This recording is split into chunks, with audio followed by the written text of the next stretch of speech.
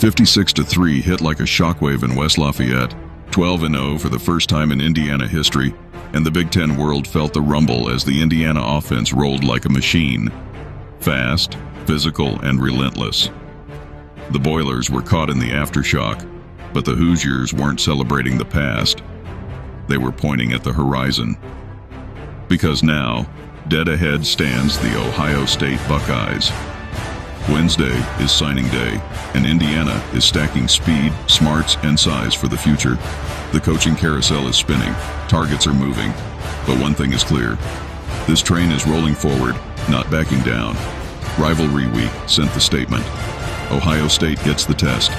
The Hoosier storm isn't done. This is Hoosier Football Tailgate, and it starts now. Raiola. And hit up the sideline.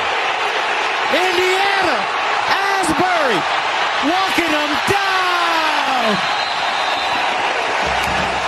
Woo! IU. America. They got a football team now.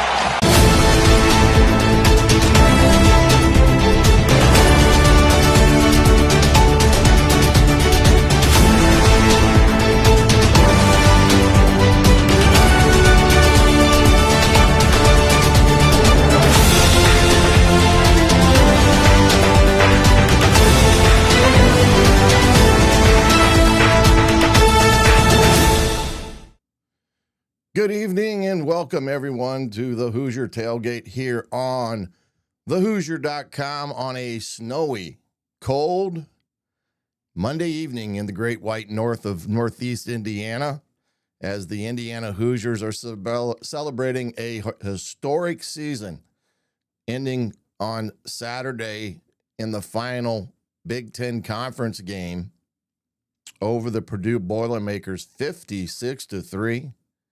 Indiana, first time in school history that Indiana has secured a 12-0 record, and that is something that truly is unbelievable what this team has achieved by doing that. I don't know if there is anyone out there that would have said that they were going to go undefeated this year against the likes of Penn State and some of the other teams they had on the schedule this year, playing at Iowa, playing at Oregon, that 3-game gauntlet we talked about, taking on number 9 Illinois at home early in the season and putting 60 on them. I just don't think anybody would have said Indiana was going to go undefeated. And credit to Coach Signetti, the coaching staff, and the kids for buying into the blueprint, working it one game at a time, 1 week at a time, 1 day at a time, to ultimately achieve a great goal of going undefeated and punching your ticket to the Big Ten championship game this Saturday in Lucas Oil Stadium in Indianapolis, Indiana. Good evening, everyone. I'm the coach, Shannon Griffith, and welcome to Hoosier Tailgate here on thehoosier.com. Busy night here tonight. We're going to try to run through some things and talk about the game and what happened in that game versus the Purdue Boilermakers and Coach Odom's team, and what Indiana did right, what they did wrong, what are some things that they have to get corrected, because there is always something you're going to have to improve on. Now the margin of error is razor thin. It's razor thin. The mistakes that you may have gotten away with a week ago, 2 weeks ago, 3 weeks ago, if they have not been corrected, a team like Ohio State is going to exploit it.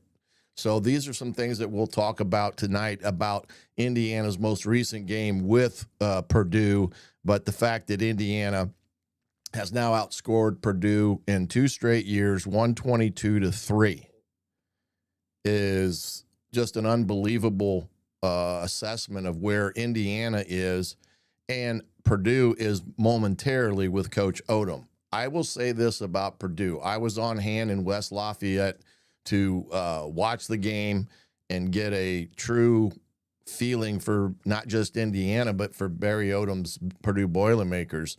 They are not as far off as what people may think. They are a couple players here or there away that could propel them very highly into an overly competitive type of team. That I think Coach Odom will eventually get there. He may get there sooner than later because of the portal and what may develop there, but they're not as bad as what maybe some people think they are. It's just tuning what they've got and taking advantage of what may be there moving forward for this ball club. But Indiana, on the other hand, got a chance to see them. I thought they struggled early offensively. The defense, again, has played lights out for a better part of the year. If I had to complain about one thing defensively that I did not, nitpick, and being the devil's advocate, so to speak, they gave up way too many first downs on the third down conversion, and quite a few of them on third and long. And so that is something you're not going to be able to get away with against Ohio State. I mean, if you get Ohio State behind schedule, you have to get off the field on third down, because if you don't and you let them convert it, you're in trouble. And that's the thing that Indiana will have to avoid against this Ohio State team on Saturday, because of the explosiveness they bring. They have a highly accurate passer in the pocket. They found a semblance of a run game against Michigan, and Matt Patricia's defense is just like Brian Haynes' defense. Those two are about 1-2 in every statistical category that you can pick in the country, and that's the key component, is that you've got to be able to get off the field when you get a team off schedule on third downs. But want to appreciate everyone being here with us tonight. Like I said, it's been a crazy, I guess you could say, 48 hours to a degree, maybe 36, because the game was on Friday night. You had the rest of the games on Saturday. Of course, Sunday was the NFL. But when you came up today and you looked at all this and talked about Ohio State and Indiana, the first time in a long time, we're going to see 1 versus 2 in a conference championship, irregardless of conference, is going to happen on Saturday. Both coaches were available yesterday during the afternoon to talk about a short presser by both Coach Signetti and Coach Ryan Day. There were some great things that were said in terms of the questions that were asked of them. One question I thought that was very poignant in terms of what may or may not happen Saturday.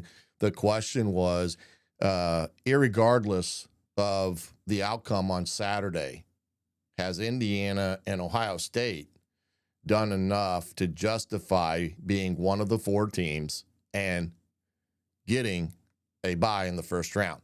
And Ryan Day did not hesitate.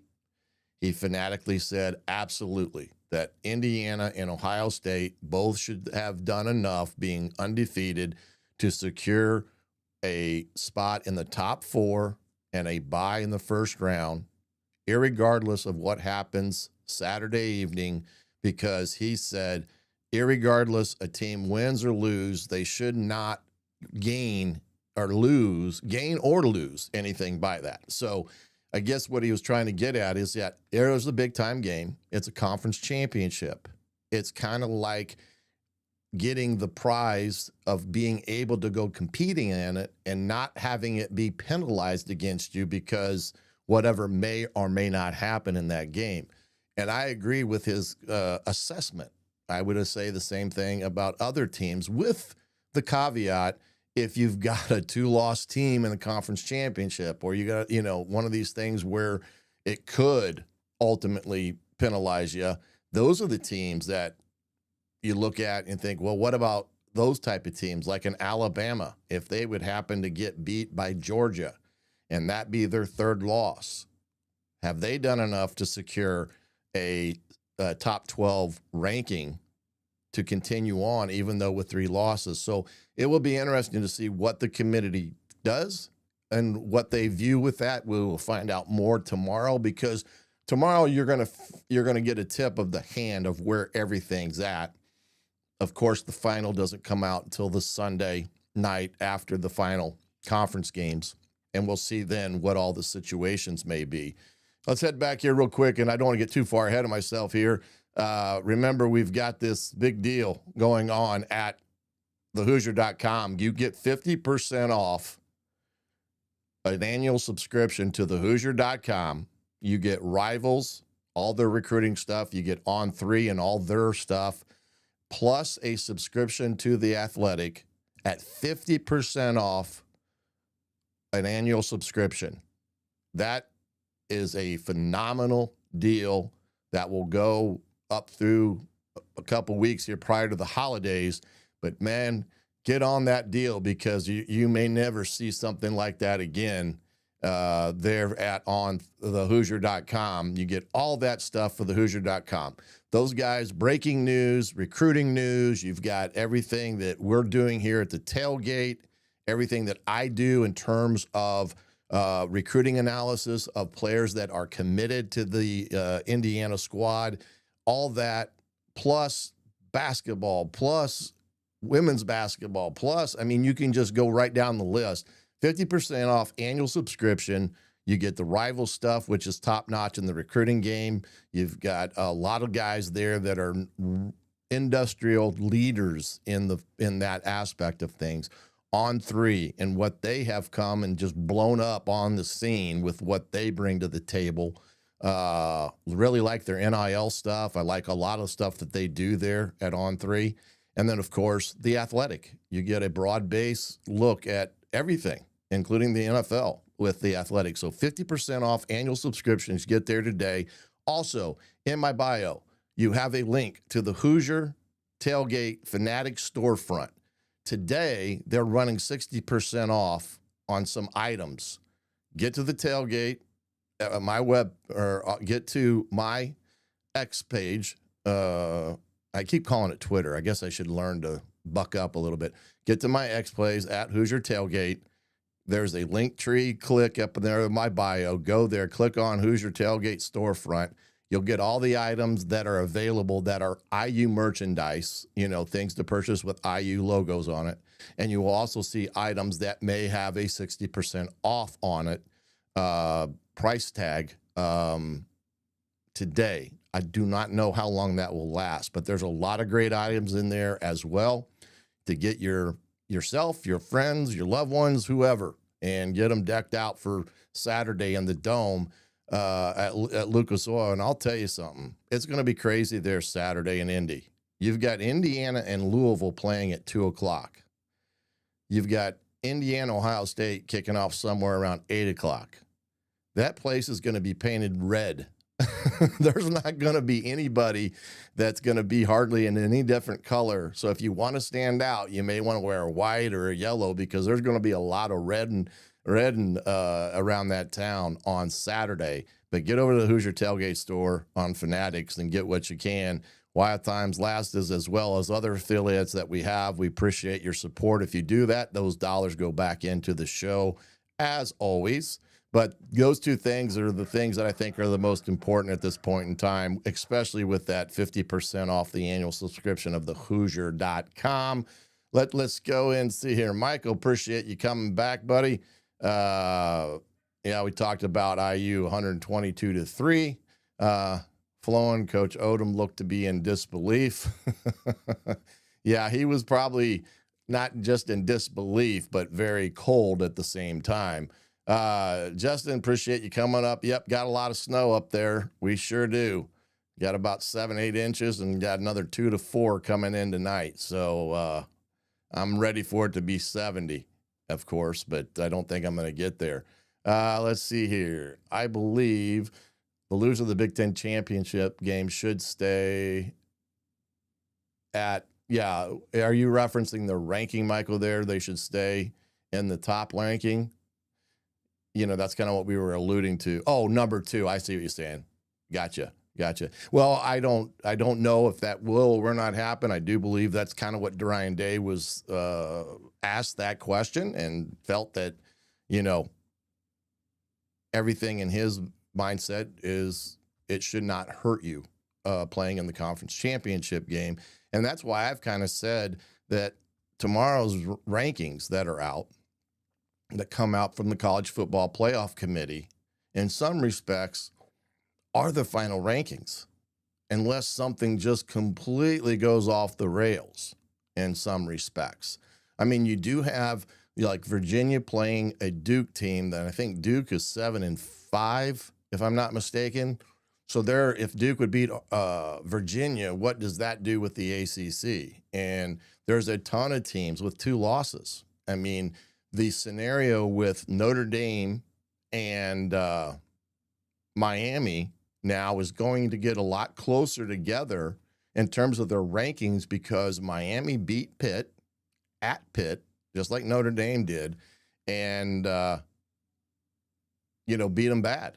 And so now you get a situation where does head-and-head come into the equation between Notre Dame and Miami when it comes to a spot? And could that knock Notre Dame completely out of it, one way or the other? And there's a lot of those teams. How does the committee handle the Lane Kiffin situation at Ole Miss? We remember a few years ago when the quarterback at Florida State got injured, and there was a team that was in the top 5 the entire season. They lost their starter about, I want to say it was 8th or 9th game, fell off some, and the committee kept them out of the national championship team because they were going to have to play with their backup quarterback. Now, the one thing that's different, as a whole, you got to see Florida State play with their backup quarterback, and it was a different team with that gentleman at number 2, the number 2 guy in there instead of number 1, and how that impacted it.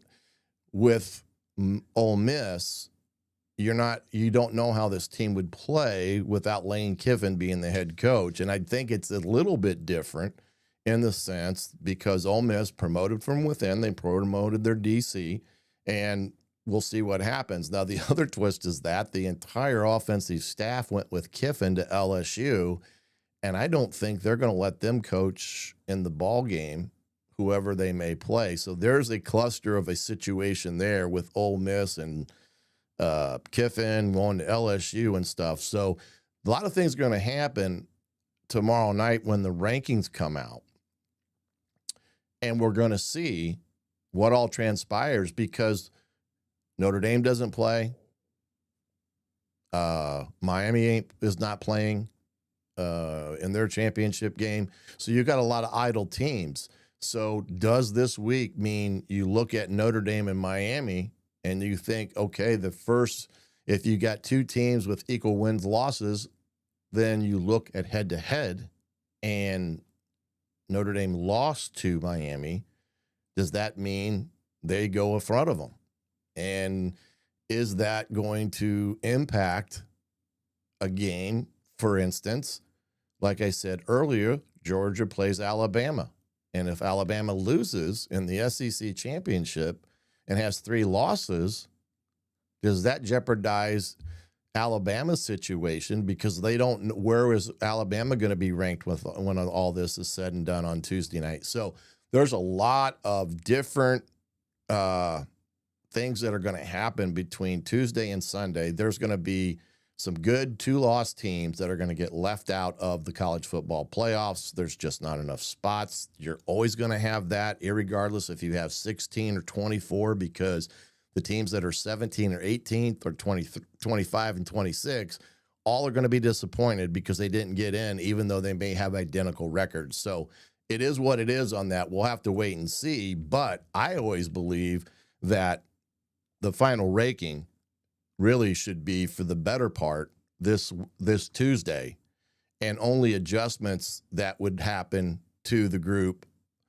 with undecided situations on Sunday when they release it, therefore not penalizing the teams. And this would benefit Alabama if they would lose to Georgia, if that was a settled deal that this is where they're at and it doesn't matter what happens against Georgia. So a lot of dynamics there going on, as I said. And again, we spent a lot of time talking about it and losing a lot of breath because we don't know. And we're going to sit here and summarize something that may or may not take part. Again, signing day tomorrow. Indiana is expecting to sign approximately 22 guys in this year's class. I do not think they will be adding any more to the class. I do think they're done in that respect. So they got what they got, which means right now they do not have a quarterback in this group. How that impacts them is a to be determined. There's a lot of things at that position that are up in the air. Remember Tyler Cherry, who set out this year because of the injury that he sustained, a year ago, right around this time, is scheduled to come back. Does he stay or does he go in the portal? I mean, so there's a lot of dynamics there that could be a part of this aspect of things as we move forward in here. Let's see here. Scott says, my son has seriously thought about fake being sick for this turnout day, dance Saturday, just so he wouldn't miss out on the championship game. Hey, I like his thought process. I do. I like his thought process. Little bit of sports before any other extracurricular activities. Yeah, lots of drama for football fans, Robert. You're exactly correct. And again, the SEC, ACC, all up for grabs this year. A lot of good teams, a lot of teams that, kind of canceled each other out.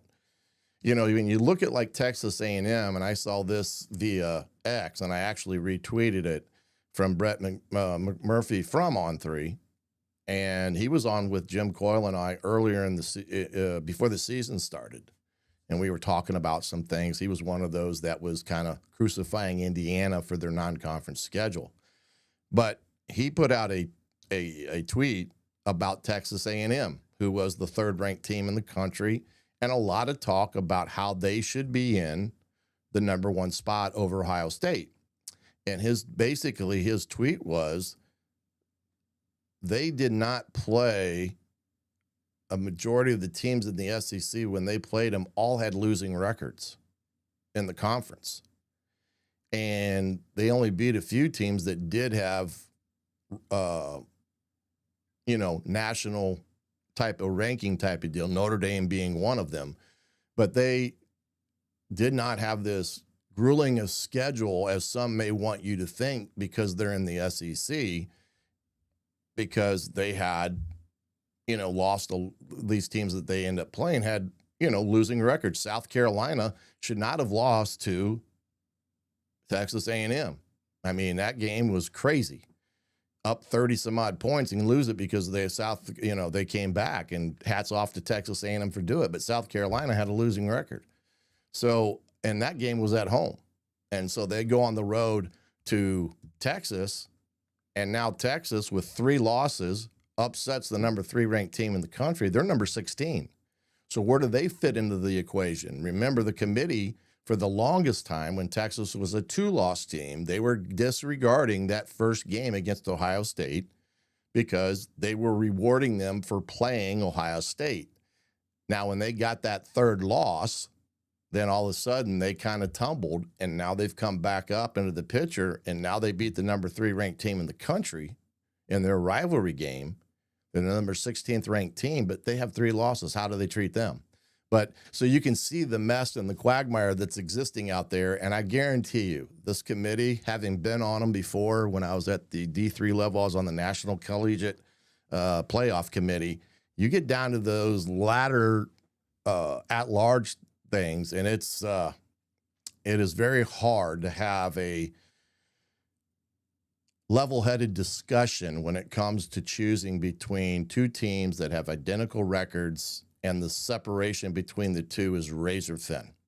It's just going to happen, and those debates will be very opinionated, and we'll see how the SEC shakes out of it, because that Stanky and the SEC, that's led by the Arkansas AD, will have a lot to say about maybe who gets in those spots, but we'll see. But Indiana's recruits, I wanted to see if I can, let's go over here real quick, take that off there, take a look at Indiana's commitment list here closely.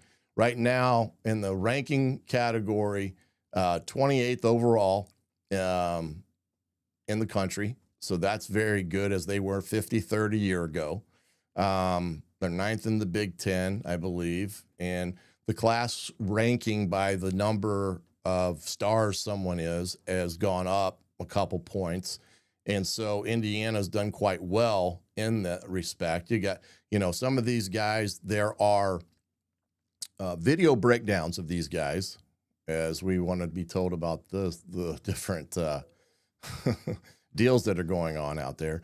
But I've done video on a lot of these guys. So go over to the Hoosier.com, get that annual subscription, 50% off, and you can see all this. But Gabe Hill is a really good D lineman, as this has been the kind of the emphasis of this recruiting class. He's a big time out of Naperville guy. He's a good player. As you can see his ranking, I think he just got elevated to a 4-star.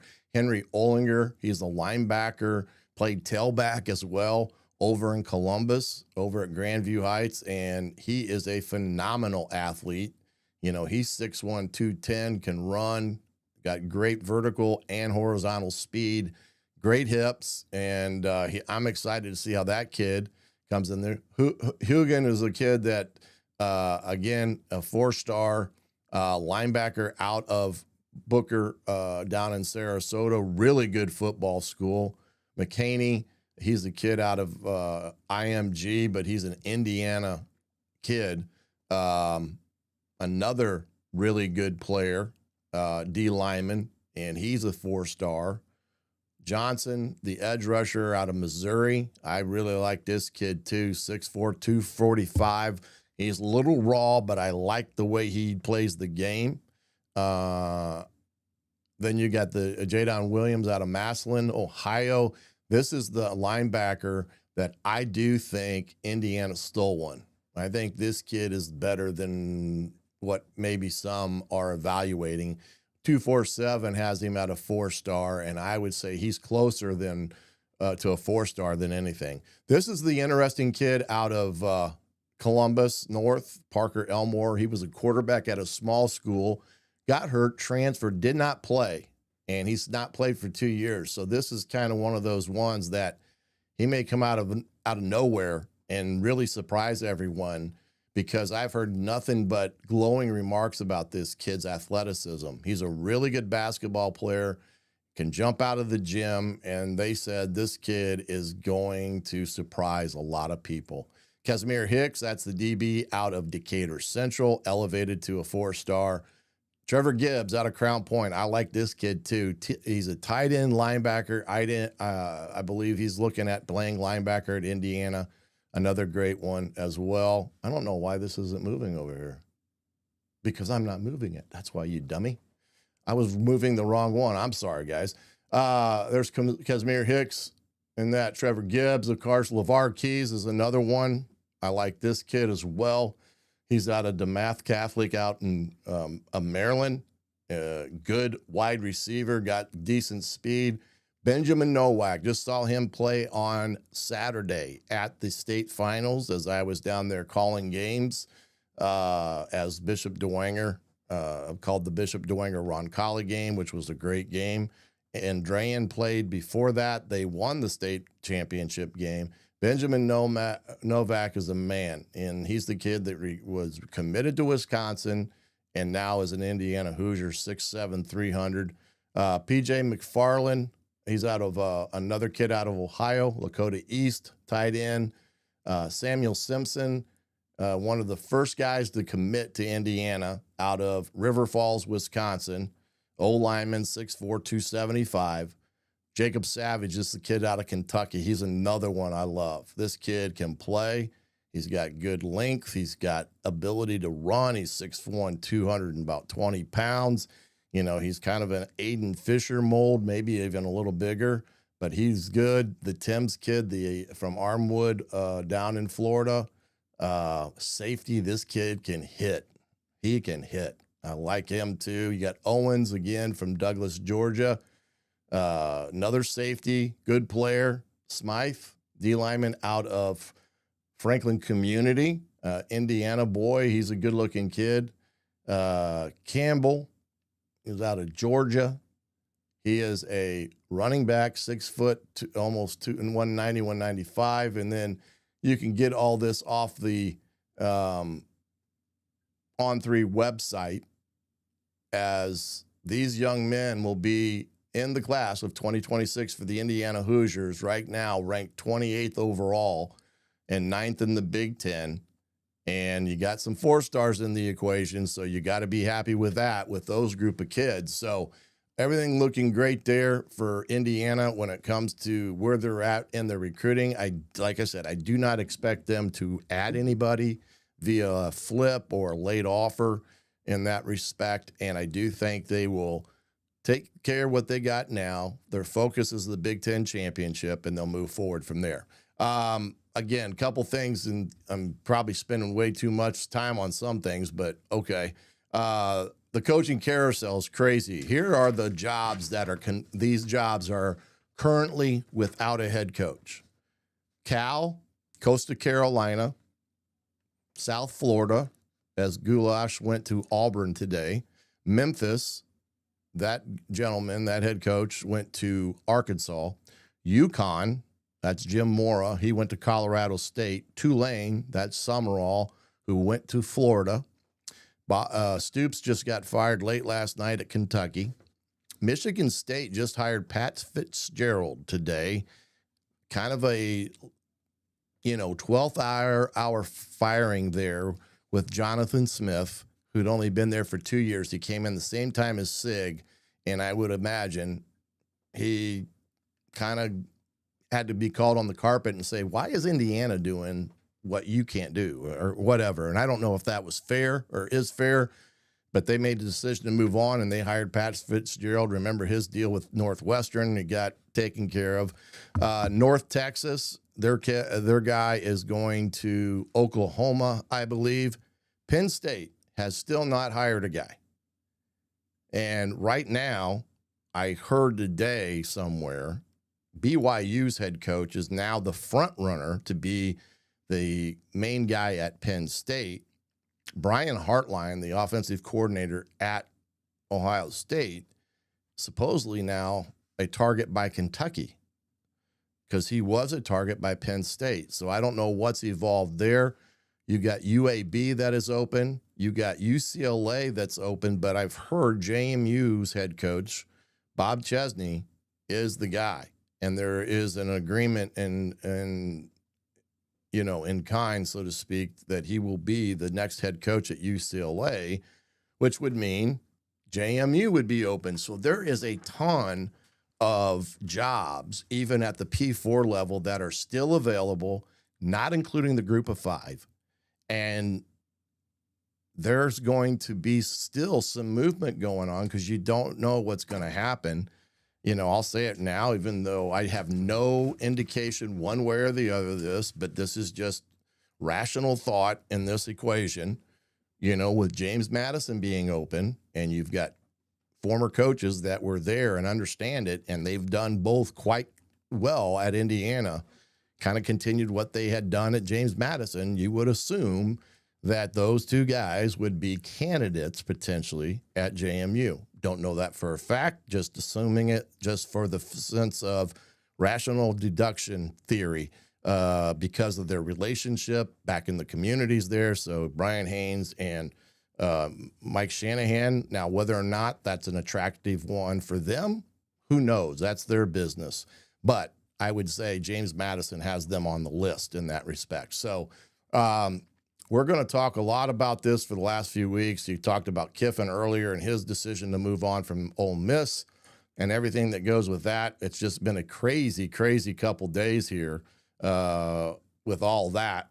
And then we got still some of the rankings and scenarios that are going to happen ahead of us that we just don't know what's going to happen. And we talked about that earlier. So we've kind of taken care of all that, and everything with that would be per se. Let's take a look at what happened over in the Big Ten this past weekend on Friday and Saturday. Some winners and losers.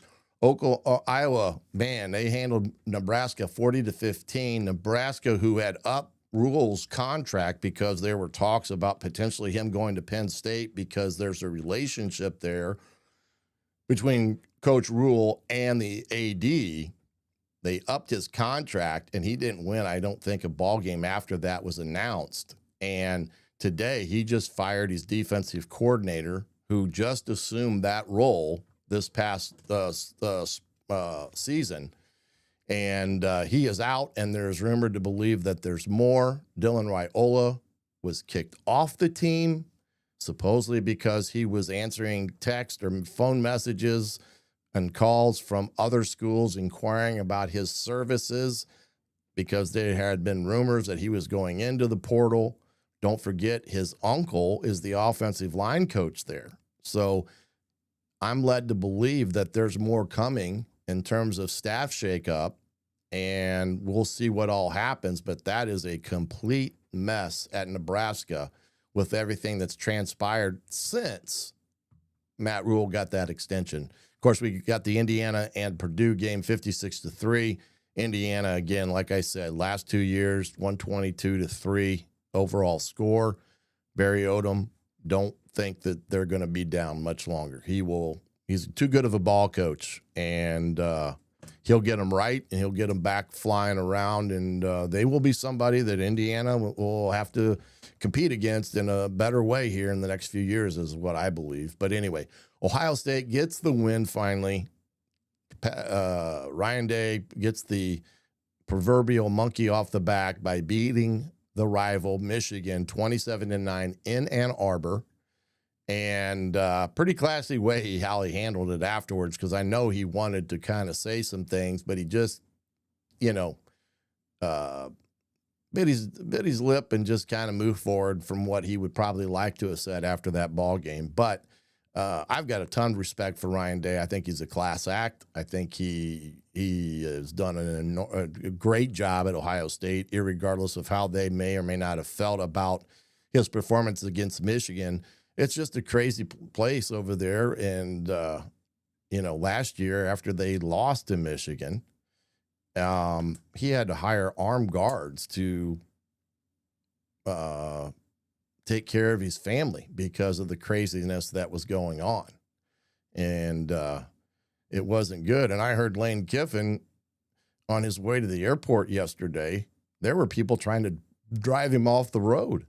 And so he had to turn around to get a police escort to the airport. I mean, holy cow. I mean, this is nuts. But Ryan Day gets the big win at Ann Arbor, 27-9, and thoroughly, ends Michigan's hopes of trying to break that top 12. Oregon, what a game they played out at Washington, 26-14. They actually moved up in a poll, in the AP poll. We're going to look at it here in a second. But a big win there. Minnesota gets a big win at Wisconsin, 17-7. Penn State rallies to beat Rutgers 40-36. So they kind of finish on a strong note. I do believe they are now bowl eligible with that win. Be interesting to see what happens there. Michigan State, again, they win against Maryland, 38-28, but it wasn't enough to keep his job. And then, of course, we see USC beats UCLA, and the other one there that I didn't have up there was Illinois Northwestern, which was in Champaign, and that was a blizzard. If you wanted to see football in a blizzard, that was the game. But they won their game as well and finish up the conference part of the season with that record there. But again, some great games in the Big Ten, some great games around the country to finish up rivalry week in the season. So everybody now will wait till the final college football poll is announced, and then we'll know where people are going when it comes to the bowl season aspect of things. And again, just as a reminder, if you want tickets or trying to get tickets to the Big Ten championship game, I got a link for StubHub and SeatGeek as well. You may be able to find something there. I know there's some ridiculous prices that are being out there on the internet. One thing I did find out today, if you are planning on going, you need to go reserve a parking spot, because there are now parking apps out there where you can get a spot reserved right now prior to the game And I didn't know that. I just stumbled on it. So may want to do a search or two or go to the Big Ten page. They may have a link for parking, and you may be able to find a link there that will show you some places that you can reserve a parking space for Saturday. And again, if you're going to the basketball game as well, it's another way to do that on top of that. Lastly here, it's before we take a quick break, AP top 25 poll. There's the top 25. Oregon was the big jumper in this equation in a lot of respects as you look there because of Texas A&M losing. You can see where Alabama and Notre Dame are in relationship, and there's, Miami at number 12. But remember, you got the group of 5 that's got that placeholder in that spot. So a lot will be determined with BYU and the ACC and some of those conferences, and then who may be the group of 5 school, because JMU is in that equation. I think Tulane is in that equation. North Texas is in that equation. So we'll find out this weekend. But that's the AP top 25. Indiana is sustained as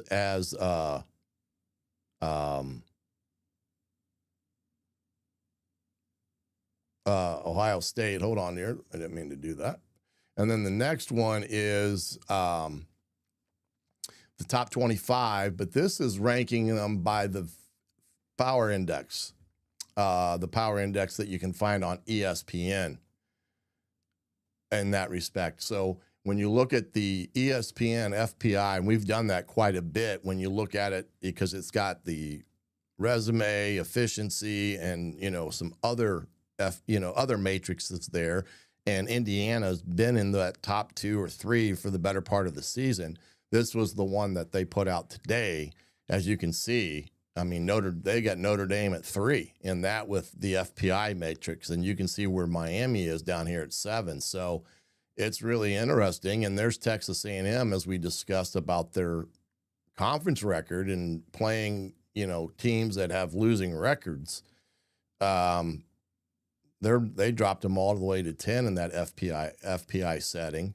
And then you can see here where SC and Ole Miss are in relationship to the rest of that. And again, if you were taking this as the setup for the college football playoffs, they would not be in it right now, because that 12th place is a placeholder there. And I know that there are some people are out there wondering what happens to Ole Miss when you look at this.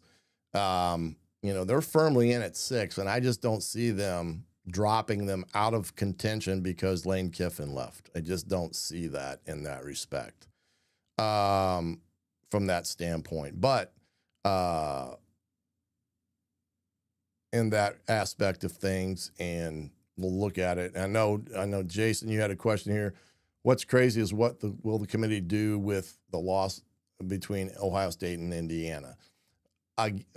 Yeah, it's a good question. Ryan Day kind of said it already, that he doesn't think anything should happen to either one of them, and that they've done enough to earn a one of the top 4 spots and the automatic bye week, because it should not hurt you. And I do believe there's some scenarios that applies, and there may be other scenarios where it doesn't apply, because it's not just a blanket across the top of all the conference championships, because there's some uncertainty, like the ACC, of what may or may not happen. So that is that. But the kind of a unique thing there with the FPI, and this is just the true AP poll that's put out every week, and that as well as the coaches poll and stuff. Hey, don't leave. We're going to come right back. We're going to step aside for a couple messages here. When we get back, we'll continue to review this game against Purdue and continue talking about what's ahead for Indiana. All right here on the Hoosier Tailgate on thehoosier.com, and we'll be back right after this. Huddle up, football fans. Tailgate season is here, and nobody gets. You ready for game day like Academy Sports and Outdoors?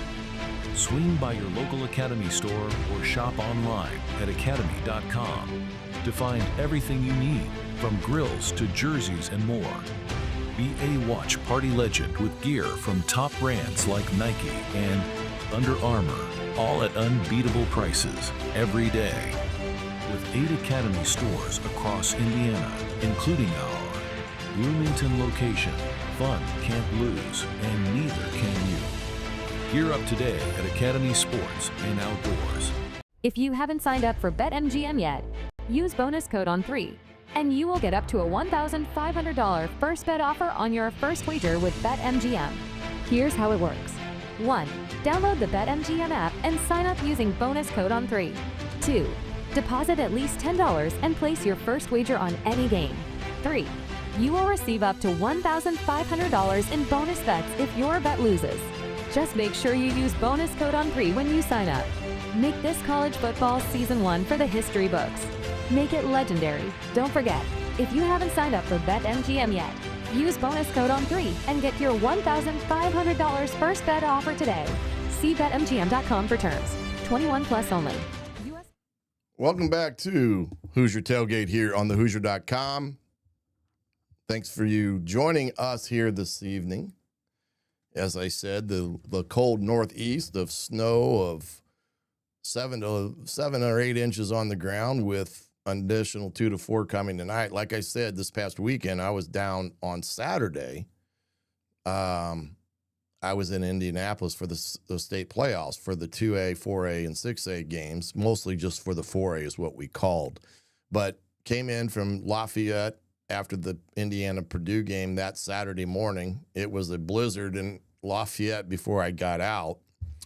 And when I got down around Lebanon, Indiana, it stopped, completely stopped. And there was no snow in the greater Indianapolis area until about 3, 4 o'clock in the afternoon Saturday, well into the second game.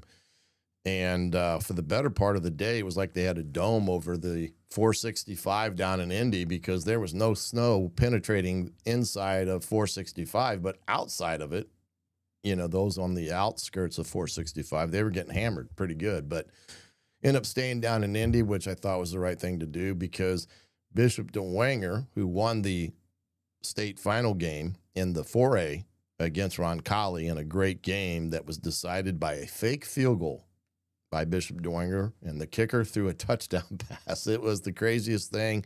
Go look it up on YouTube or whatever. It's a great play, great call by the coaches. But DeWanger secured their state championship. But they drove back to Fort Wayne that night, and I heard it took 4.5 hours to get from basically the south side of Indianapolis all the way to the north side of Fort Wayne. And I would not have been able to do that. Not at all. I guess 30 miles an hour was the fastest they can move and from Saturday. So it was bad out. So hopefully we get the snow out of our system.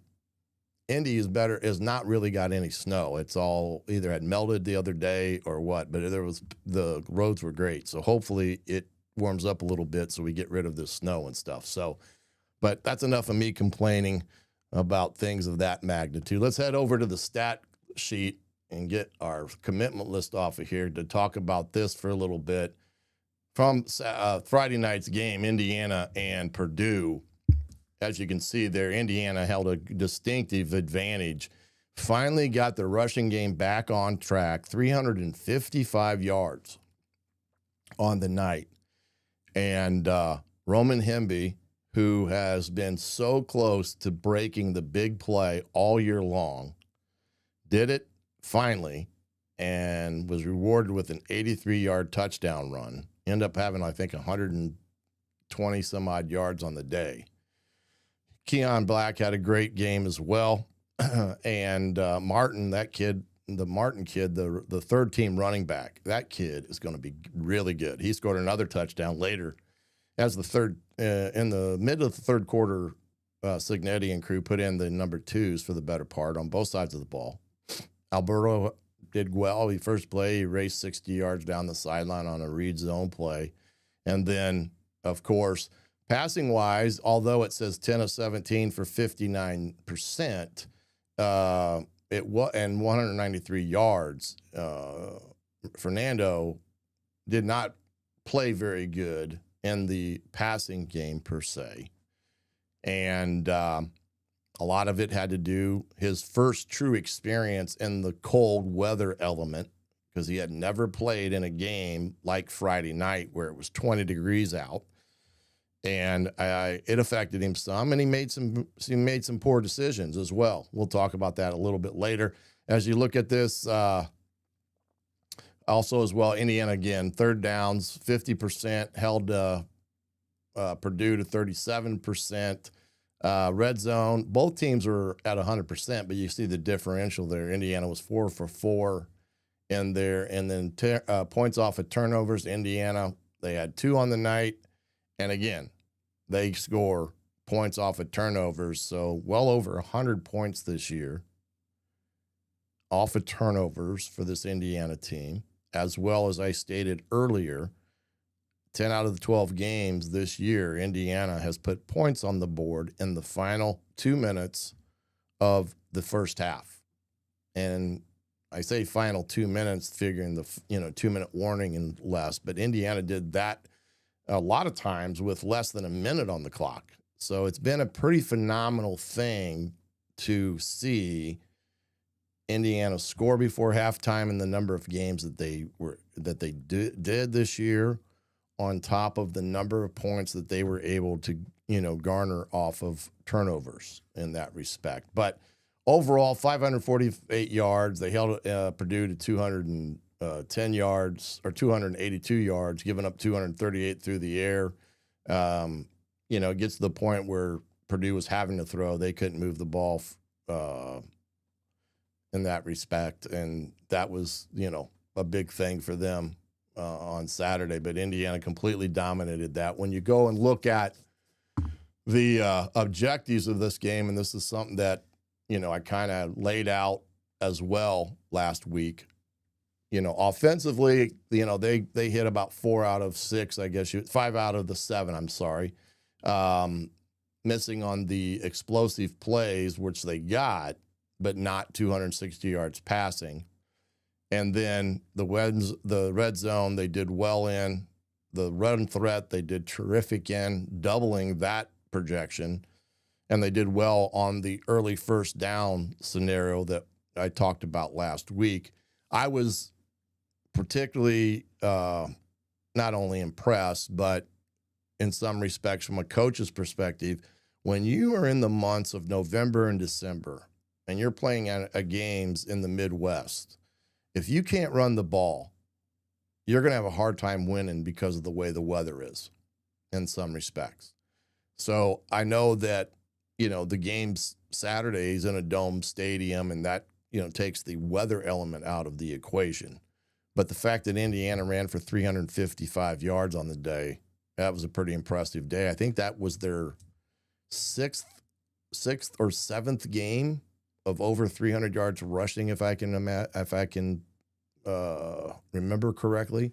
Again, just a phenomenal feat for a team that you wouldn't have said that they were going to have, consecutive games of 300 yards rushing or more in that respects. And then you look at the defense, again, a tremendous game by those coaches, kids as well. They play hard. They're in position. They did let some things happen that I'm sure Bryant wasn't too happy with, especially when it came to getting pressure on Brown and having him dead rights for a sack, and they let him out of it multiple times.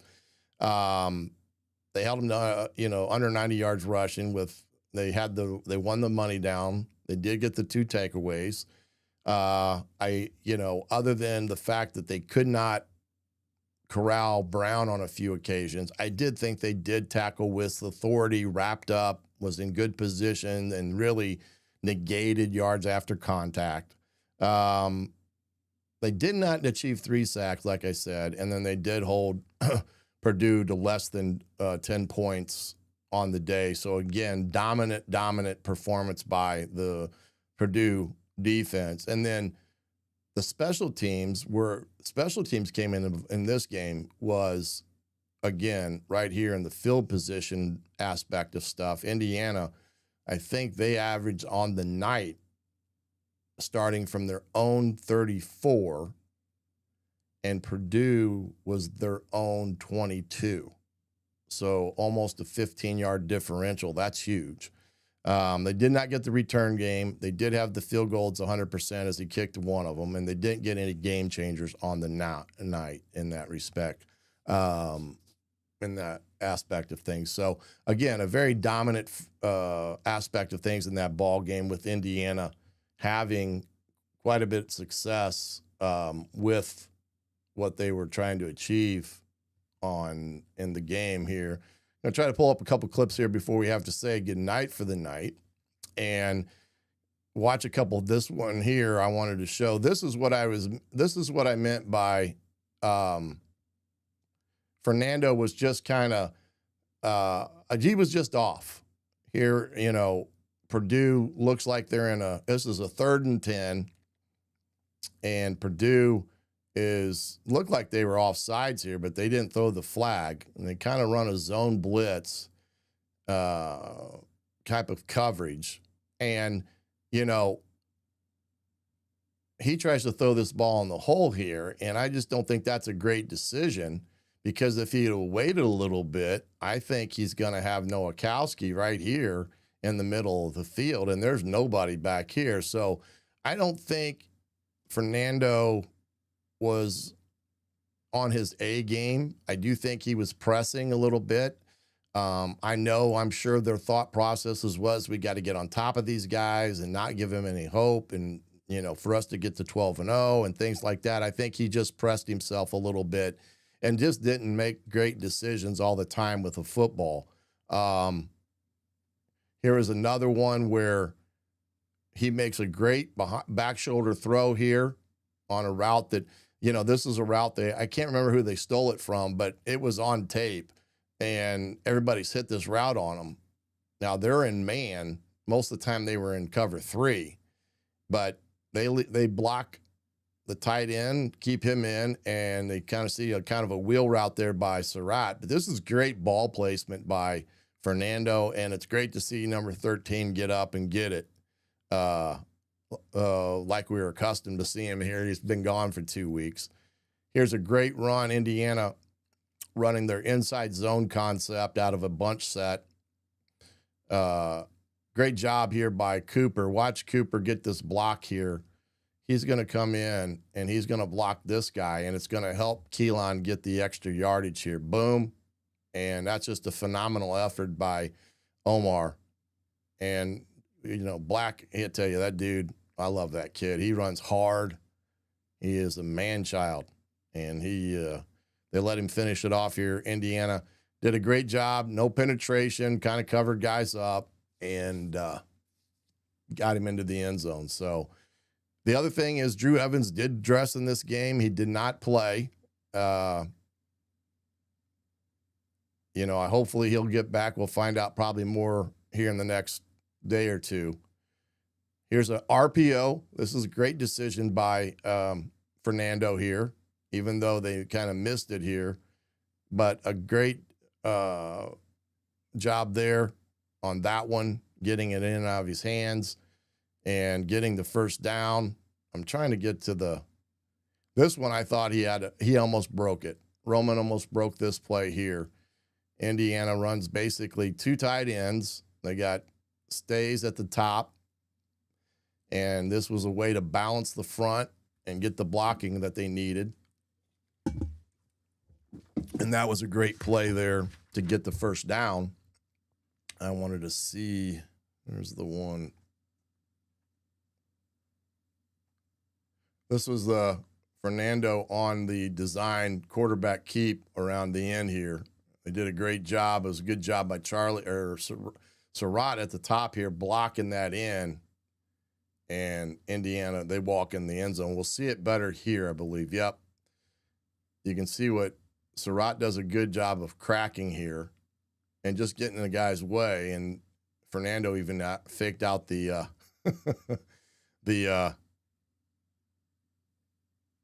cameraman. And this is the touchdown by Keelan where he makes the safety look bad. He had him dead to rights and does a great job moving.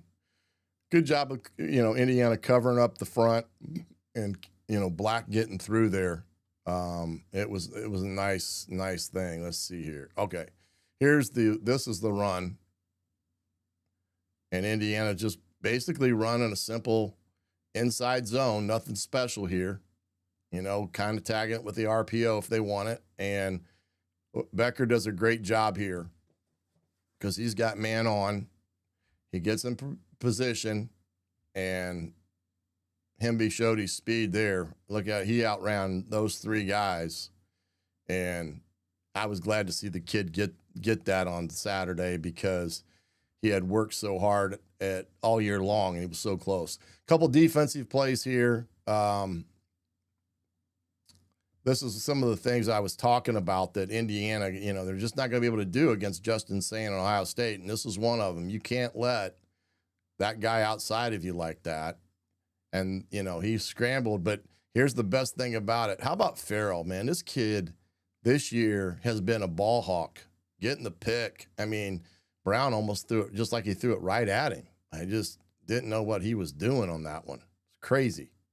Here's the one where they had him dead to rights, and they missed him. And, Kamara, he can't come under here. He still has to play up to the level of the quarterback. And what I mean by that, even though he's going inside here, he really has to be working up here, even though he's thinking going here, because he's that last line of defense, and that's what happens. And next thing you know, he's pinned on the outside, and they make a big play on 3rd and 8 to get the drive going. And you can see their field position was huge. This is a great throw. I mean, Indiana's kind of rolling over the top at the top there and kind of playing a combination down here at the bottom. And this is just a great throw in between two defenders. So that one, you kind of tip your hat at them. And say, great catch, great throw, and line up, play the next down. But again, another chance to get off the field, you got to get off the field. See, this is Boykin. He's got to stay outside here. You can't dip underneath there. He's dead to rights right here. He's got to play over the top and let these guys funnel the inside and try to funnel him back, and they let him get to the perimeter, and it's a big play.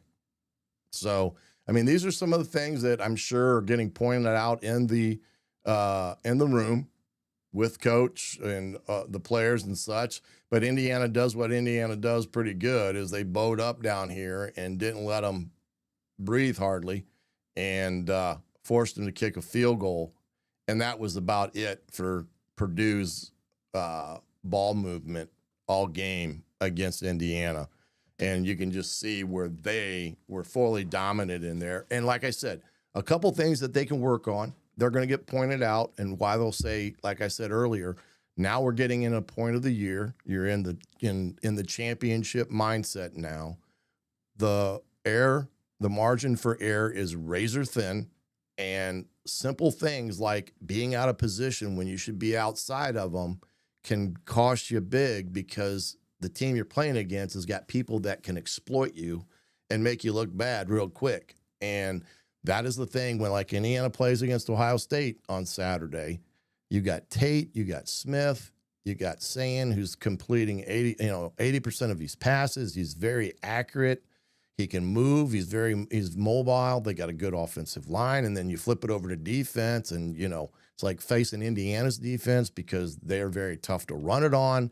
And so these are the things that Indiana is going to have to be playing at such a high level on Saturday versus the Bucks, and vice versa. It's just not Indiana. It goes against to Ohio State as well, because both teams have the talent to exploit whatever mistake you make and make you pay for it. And that's the thing that makes Indiana just as dangerous as a team as anybody in all this.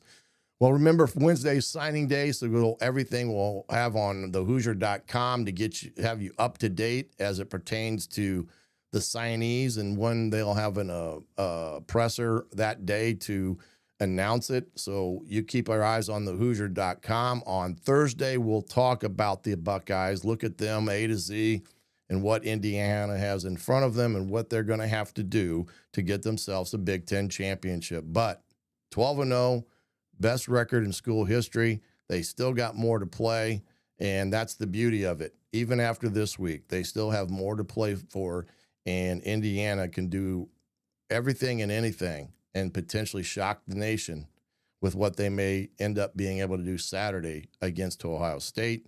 Right now, they're the dog at 5.5 points.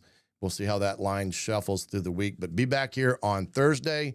Stay tuned to Jim Coyle and the Indiana Sports Beat as we have some announcements coming ahead with what we will be doing as it pertains to Saturday when you've got basketball and football playing on the same day down there in Indianapolis. There's a place that we may be to do some post-game or some pregame and post-game. Post-game for basketball, pregame for football, but stay tuned to Indiana Sports Beat Radio with Jim Coyle. Get over to the Hoosier.com, annual subscription, 50% off, and get that before the holidays. And I will be back here Thursday night, 7:30. Come back and join us. Let's have a little fun, talk a little ball, and get ourselves ready for Indiana, Ohio State Big Ten championship game Saturday evening down in Lucas Oil Stadium. Until Thursday, I'm the coach, Shannon Griffith. This has been the Hoosier Tailgate right here on thehoosier.com. We'll see you Thursday. Thank you.